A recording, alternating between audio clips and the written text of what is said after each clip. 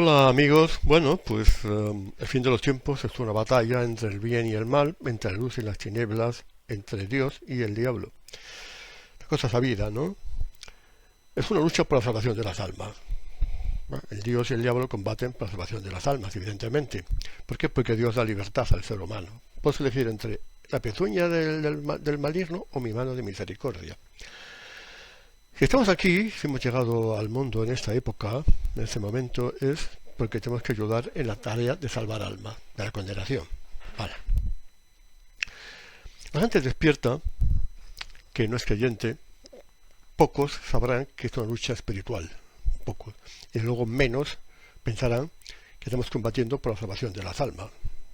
Combatirán por las libertades, por los derechos, por el bienestar, etcétera, en contra de la tiranía globalista, etcétera. Pero no tendrán esa vocación de salvar almas.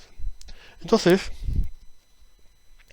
los despiertos creyentes, que pensemos al remanente fiel, que vamos a hacer en el remanente fiel cuando se desencadenen las hostilidades de una manera brutal y desencadenada, tenemos el deber de salvar almas. Pues hemos venido ahora a ese mundo.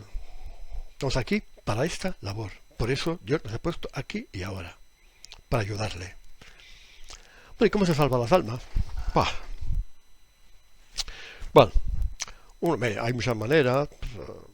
Una es las obras de misericordia, pues, evangelizar, compartir a los pecadores, dar testimonio de la verdad de Jesucristo, en fin, una tarea de apostolado, por decirlo así, para que la gente comprenda el mensaje, lo reciba, lo comprenda, lo acepte y lo siga. Pero sin embargo, la joya de la corona es el sufrimiento. Es así. ¿Por qué? Porque Dios parece que le gusta que la gente sufra, que sus hijos sufran para salvar a otros. Hombre, yo siempre he creído que es porque la mayor prueba de amor que se puede dar a alguien es sufrir por él. O sea que él puedes olvidar con quien has reído, pero no con quien has llorado. ¿Por qué el sufrimiento salva alma? Porque si una persona sufre y ofrece su sufrimiento, ese sufrimiento se le quita al pecador, al alma que estaba un poco en peligro. Se le quita y entonces, pues, es lo mismo del Gólgota, del Calvario. La redención se hizo por sufrimiento, derramando sangre, sudor y lágrimas. Entonces, si una persona sufre por otra, en lugar de otra, el alma víctima, le quitas a otra persona, al pecador, el sufrimiento, el castigo, porque lo ha cogido, el alma víctima coge ese castigo. Pero bueno, en cuanto al sufrimiento hay varias modalidades. Estos días me decía alguien en mi canal que cómo podría él ayudar a salvar más si era un pecador. Todos somos pecadores. ¿Qué podemos hacer? Hombre, ¿un santo salva más almas que un pecador? Pues supone que sí. Tiene más cercanía con Dios, sufre más en su nombre, en fin. Pero un pecador también puede y debe salvar almas. ¿Cómo? Bueno, decía Santa Teresita de Niño Jesús que ella le ofrecía al Señor también sus pecados para salvar almas. ¿Cómo se hace esto? Muy fácil. Supongamos que viene una tentación de pecado. La persona que es acosada por esa tentación resiste y vence. El triunfo, ese es un mérito para la vida eterna. Es una especie que se carga en su nómina, por decirlo así, en su currículum, en su historial. Entonces es un mérito. Ese mérito puede borrar pecados a esa persona que ha superado la tentación. Entonces la puede poner como más cerca del paraíso, de la gloria, de la salvación. Vale. Pero si esa persona ofrece ese mérito por las almas de los pecadores, para la conversión de las almas, por la salvación de las almas, eso tiene un mérito impresionante. Es mucho más eficaz, desde luego. Porque ese mérito se aplica a esa alma pecadora y le sirve para enmendarse, para convertirse, para acercarse a la luz, a Dios.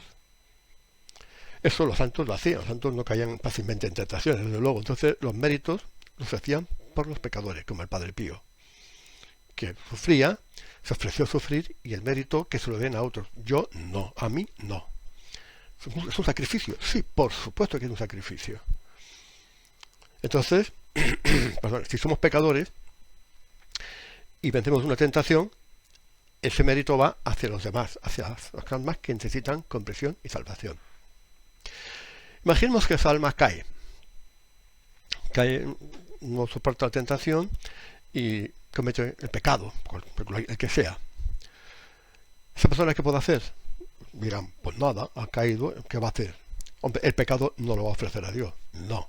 Pero, lo que decía Santa Teresita, el sufrimiento sí se puede ofrecer. Si una alma resiste la tentación, tiene dos cosas que ofrecer. Primero, el mérito de la victoria y segundo, el sufrimiento. Las tentaciones ocasionan sufrimiento a quien las padece, mucho sufrimiento. Entonces ofrece sufrimiento porque ha sido acosado, perseguido, tentado y el mérito de la victoria. El pecador que ha caído, hombre, el triunfo no lo puede ofrecer, pero puede ofrecer su sufrimiento. Imagino que una persona ha caído en un pecado y sufre, tiene remordimiento de conciencia y sufre porque ha sido infiel, porque ha traicionado a su naturaleza y a Dios y porque ha dado la victoria al maligno. La gente normal, la gente creyente que es un pecado, pues enseguida se da cuenta y sufre. Ese sufrimiento es un sufrimiento lacerante, es un sufrimiento intenso, todo lo hemos sentido, muchas veces, seguro. Entonces, ese sufrimiento que nos ocasiona el pecado, la caída en el pecado, también se puede ofrecer. También. Entonces, es una victoria también sobre el diablo, porque el diablo nos ha tentado para hacernos caer y de repente es un boomerang, se le devuelve un triunfo, se devuelve almas que se salvan.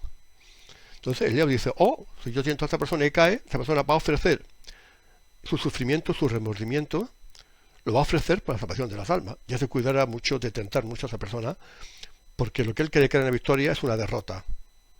Y se está haciendo piedra sobre su propio tejado, se está disparando en el pie, el patas. Entonces, ese sufrimiento del pecado también se puede ofrecer. Por supuesto que sí. Y luego, bueno, tenemos la oración. La oración, el rosario, la oración por forma de purgatorio, la oración por los pecadores, por la conversión. Hay muchísimas oraciones. La oración tiene la ventaja de que llega a todos los pecadores.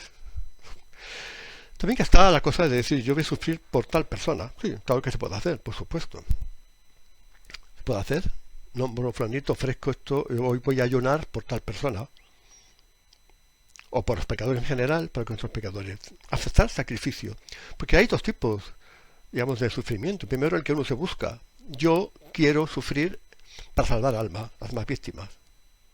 Entonces la persona pide sufrimiento de manera voluntaria para expiar pecados de los demás, para salvar a los demás. Eso se llama sufrimiento vicario. No todo el mundo está preparado para esto, de luego. Al Padre Pío iban gente a ofrecerse como víctimas y el Padre Pío decía, tú no estás preparado, esto no es para ti. Es una cosa bastante, pues te voy a venir cosas que, son difíciles de soportar. Luego está el sufrimiento, digamos, que te viene porque es así. Porque Dios te lo da sin tu consentimiento al comienzo. ¿Por qué? Porque te quiere probar, quiere purificarte como el oro en el crisol. Entonces, ese sufrimiento que te viene en la vida está llena de sufrimientos. Entonces, todo lo que nos viene que sea dañino, molesto, turbulento, todas esas tribulaciones que nos acosan, que nos asaltan en nuestra vida diaria, se pueden ofrecer, aunque no las hayas pedido, evidentemente. Entonces, a la vez que tú estás resistiendo, estás combatiendo esa tribulación, estás teniendo el mérito de que ese sufrimiento lo estás ofreciendo para la salvación de las almas.